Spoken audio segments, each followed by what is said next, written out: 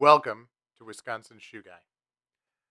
Here we do unboxing videos, we discuss general shoe knowledge, we do worth the price videos as shoe reviews, and we will do shoe battles, comparing shoe to shoe so that you can understand the differences. I also speak to experts in the field. So this week I got the opportunity to wear several of my shoes. You can see I did a lot of the pictures inside, so you get to see them in the indoor light. I did have a couple outside as well, but for the most part I got to mix some Tier 1s as well as some Tier 2s and Tier 4s this week. I also was fortunate enough to get some test shoes to really test the fit. These are from Francis Waplinger, and the following are from, on the left here, are from Ichigo Ichi.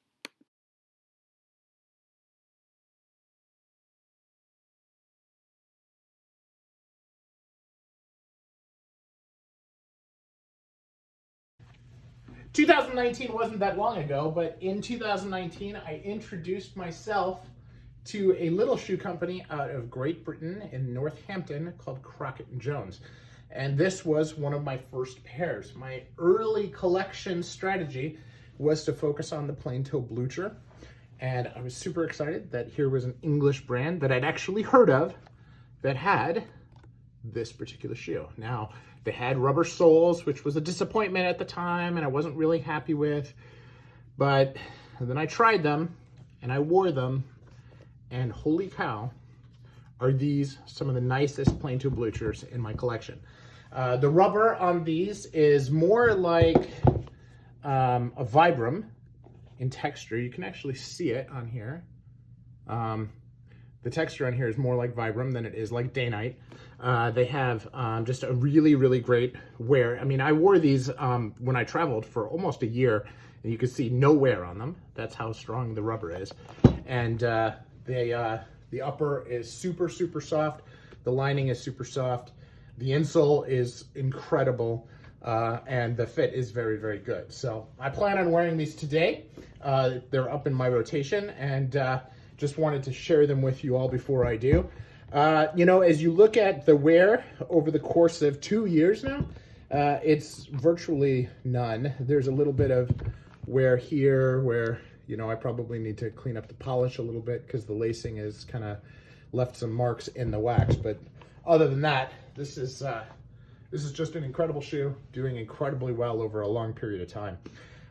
They are consistent with the ethos of the PTB. They're chunky, but they are also a nice design and really kind of do, I think that they do Crockett and Jones justice. From an American shoe perspective, they hold their own, and that is saying something. So Crockett and Jones, if you haven't tried it, this is a good entry shoe to give it a whirl.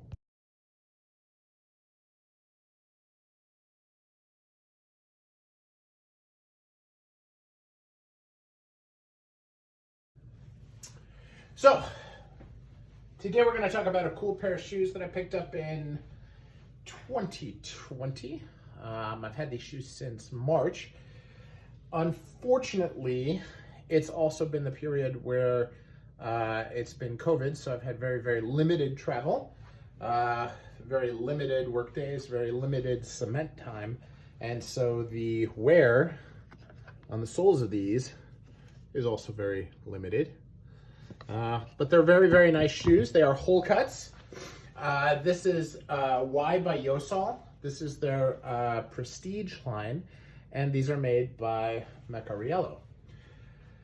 I would say that among my whole cuts, these are probably the best that I have. This is a Tier 2 simply because of pricing.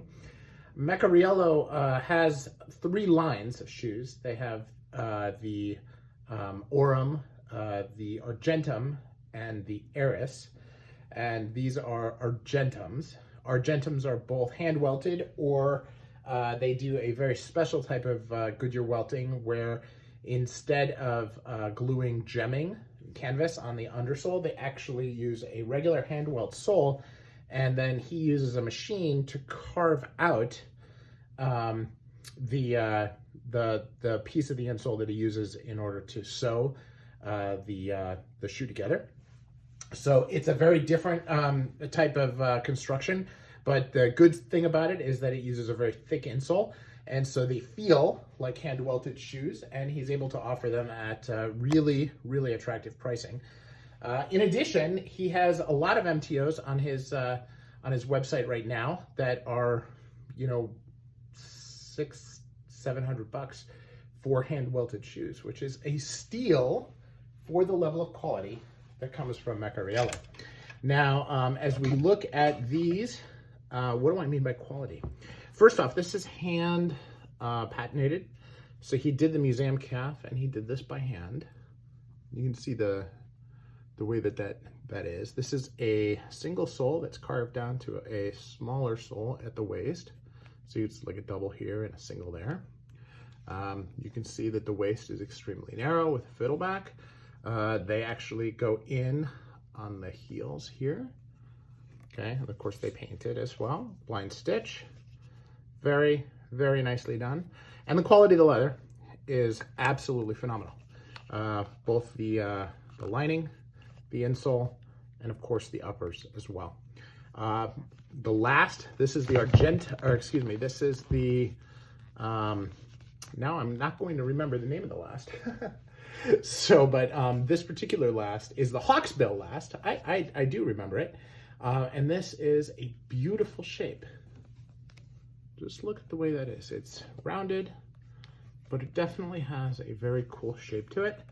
And these feel, as I said before, incredible when they're on. Finishing on the edge is super clean, but then look at the details, the fudging, everything on this is just perfect.